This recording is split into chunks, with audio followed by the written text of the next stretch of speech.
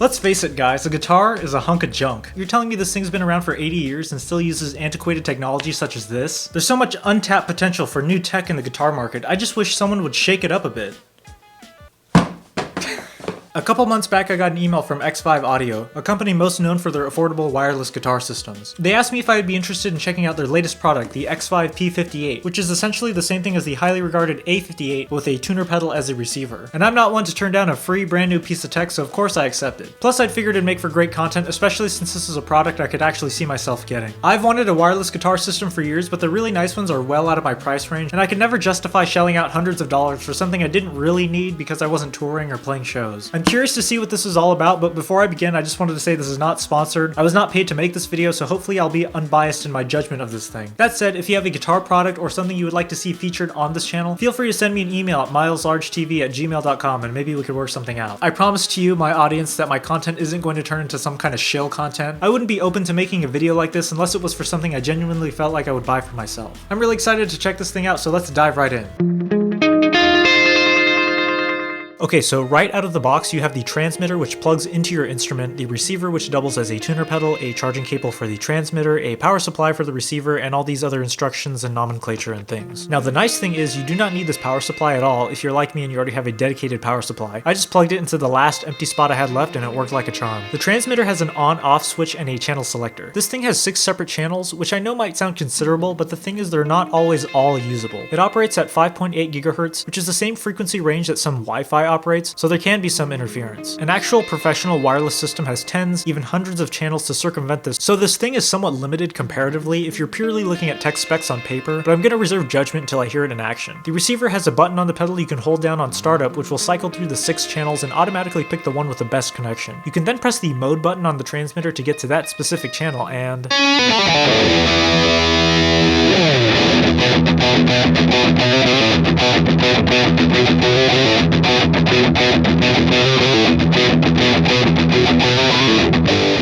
I'm not gonna lie to you, I'm kind of impressed. I'll admit, I'm somewhat of a cable purist. I think that no matter what kind of wireless signal you have, there's going to be some loss of quality wirelessly transmitting from one device to the other, whether that's a wireless guitar system, Bluetooth, the radio, etc. Why trust a wireless system that has the potential to get disrupted when you can plug in the old reliable? But that being said, this thing picks up a lot of the subtle nuances throughout all the sound I put through it.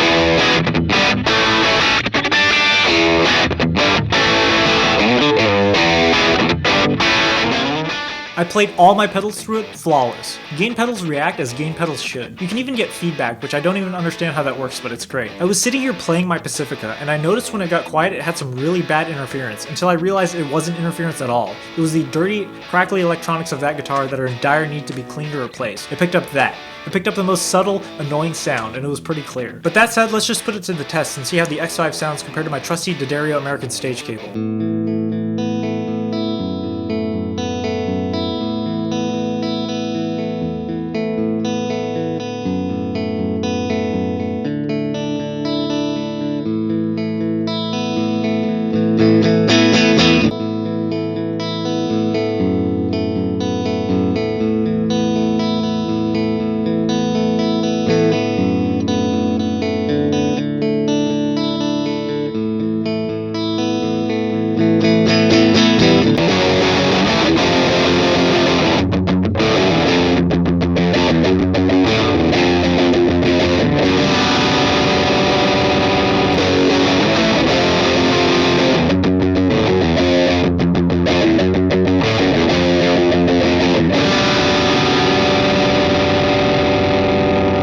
I mean, it's pretty much the same. I do feel like the cable was a bit warmer sounding than the Xvive, and the Xvive had a tad bit brighter highs, which is to be expected from a digital signal, but it's so negligible, and I feel like if you're going to use this in a live performance, it doesn't even matter. In fact, if it works just as well as it does for me as it does in a live setting, then I think I would probably use it all the time. Now, I will say this thing does have a bit noticeable electronic interference that can be heard better when you switch on a gain pedal. It's only when you're idle or playing quietly with a lot of space between notes that you'll notice it.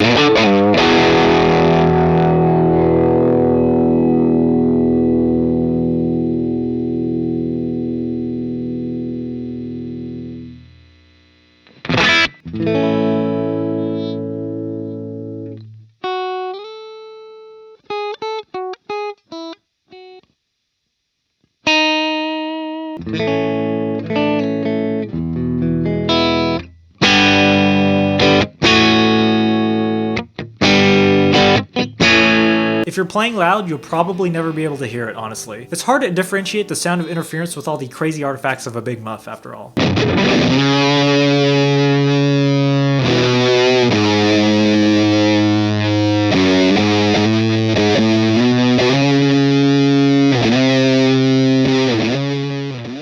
Moving on, let's talk about range. The back of the box tells me it has about 100 feet of range, obviously depending on the environment and interference and whatnot. The first thing I did when I plugged this in was realize I don't have to stand in front of my amp any longer, so I just walked around the house while I played just to get a feel for it. I think there was a tad bit of latency, which is to be expected with any wireless anything, especially since I was playing through walls while I moved around, but it very well could have been just the sound reflecting off the walls and stuff. Regardless, it sounded good to my ears, but I figured I better put it to the test on camera. To prove to you exactly just how effective this wireless system is,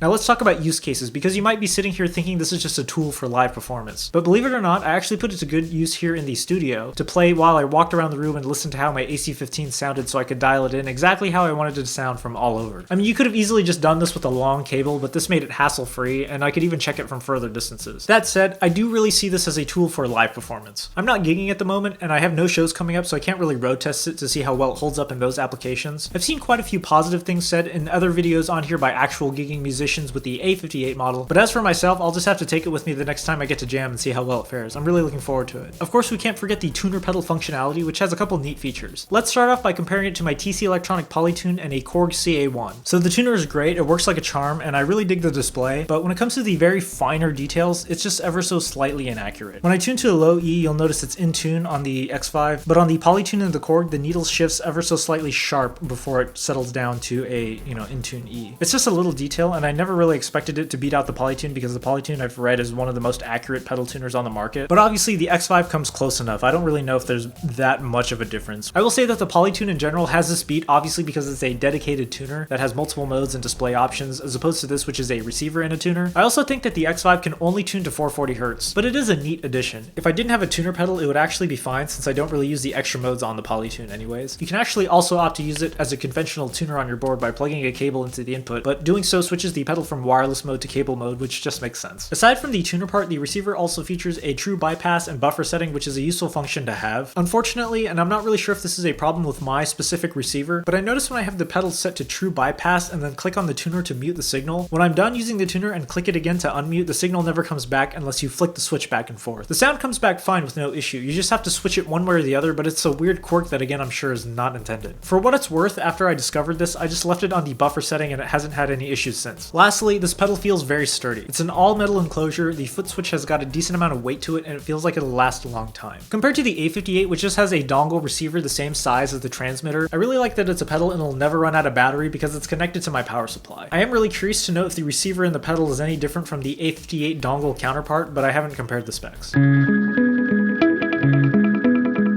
So what's my overall consensus? I genuinely think it's a really cool piece of tech. It's far more reliable and durable than I expected, and the sound is fantastic despite minimal interference. I think the price is pretty appealing if you want one, but you can't shell out the $500 to $1,000 and up prices that a professional wireless system will cost you. Like I said, I'm looking forward to using it for jam sessions and gigs whenever I start to get back into that. It does make sense that the wireless functionality gets turned off when you plug a cable into it, but the way my board is set up, I wish it wasn't exactly this case because I would prefer it to be on my board after the volume pedal, but this is a problem purely specific to me and my board setup. It doesn't really make sense how I want to do it anyways, so I get it. So quick update, I realized I could actually put it right here on my pedal board as long as I had a longer patch cable to route it around to the other side, so yeah, I guess I just got to get on that. The very last thing I want to say about it, which is something I'm not sure many people think about, is this thing has given my mood a bit of a boost. I know that sounds a bit strange, especially because it's a piece of gear that doesn't fundamentally change what the guitar is doing, but it's allowed me to be free from the constraint of a cable and being attached to my pedal board. Anytime I use it, I often end up walking around the room away from my amp to hear how the amp sounds when standing further away, but also to get a different perspective. I always stand in front of my pedals in this one spot to play both on camera and when I practice, but this allows me to just get away from my gear and focus on the guitar and playing. I know it's a bit philosophical and silly for me to say that, but it's kind of true. It's a good feeling to not be constrained by your environment, and that's really what this product is all about.